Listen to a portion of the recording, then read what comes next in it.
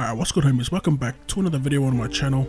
Today I'll be talking about Rugby League Live 4, and it's another wishlist type of video. Alright, so let's get right into it. Today we'll be talking about general gameplay, in particular kicking and evasion abilities. Alright, so we'll start off with kicking. There's not much to add here. I feel like they've hit the nail on the head when it comes to punting, bombing and grubbering. However, I do feel like the chip kick needs a lot of work. So first off, I feel like it needs a faster response time. The way they have it in Rugby League Live 3 right now, it's okay, but I do feel it needs to be improved. So last year I suggested they add a chip kick power meter, much like the grubber power meter, but they informed me that it couldn't be done in a patch. So instead they added more distance to the current chip kick. It actually improved it a lot and made the chip kick more useful. I still think the power meter is a must. The aiming and timing would be just like the grubber, no arrow or guideline to direct the kick, just point in the direction you want, tap circle the chip over the top or hold it for more distance. That way it can be executed faster on the fly and can be used for a chip or a crossfield kick. It would also be good for broken play. I don't know how you'd go about balancing it. Maybe they could make it harder to catch, or they should make players drop the ball more while attempting to catch. Ultimately, a better chip kick just gives us another card up our sleeve and more options in attack. Alright, so now on to the evasion techniques. First up is the fend. I'd like to see more styles of fend instead of just the defender getting sat on his ass all the time. In Rugby League Live 2, they had a fend where the defender got pushed back a bit but still had a chance to recover and make the tackle. I'm hoping they introduce something similar in Rugby League Live 4 because not all defenders get sat down. Alright, next up is sidestepping. For years, the first thing that me and my brother would check after purchasing a new rugby or league game would be the stepping, only to be let down by a weird animation of a sidestep and the defender diving. Now I'm hoping we see more realistic animations in Rugby League Live 4, and I think that might be the case due to them spending big on a new motion cap studio or something like that.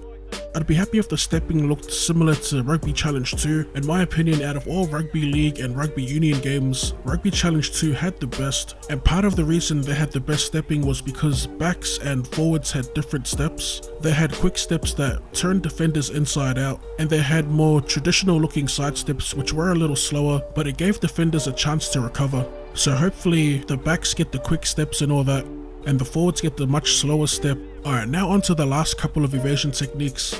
First is the goose step. It's pretty unpopular, and against the AI, it's completely useless. You never have to use it because the AI never dives. However, it's great for playing against other people because it's a counter to the last ditch dive spammers. I personally don't really care what they do with it. If they do keep it though, I hope the AI dive more because right now it's non-existent in Rugby League Live 3. Alright, next up isn't classified as an evasion technique, but I'll briefly go over it.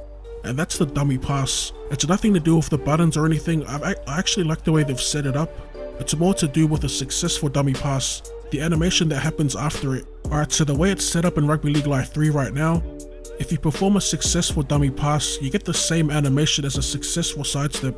So instead of that animation, I'd like to see the defender, depending on which way you dummy, drift left or right, creating a hole in the line where you can run through. It's nothing major really, I just want a more realistic reaction, or animation in this case. Alright, so the last evasion technique is actually something that I want added into the game. I'm kind of harping off what Insane said in one of his wishlist videos, and that's the spin move. I think there should be two types. One for backs, has to be rare to pull off. Not as rare as it was in Rugby League Live 2, but to stop it from being OP, they could slow it down or something. As for the forwards, I think a hit and spin will be more appropriate. Similar to what they have in Rugby League Live 3 right now. Instead of the set animation that they have right now for leg drives in Rugby League Live 3, they should add the ability to spin out of tackles and or drive for even more meters. So yeah, that pretty much wraps up my general gameplay or attack wishlist. Let me know in the comment section down below what abilities you'd like to see in the Rugby League Live 4. And as always, drop the like button for more content. Thank you for tuning in, and I'll see you later.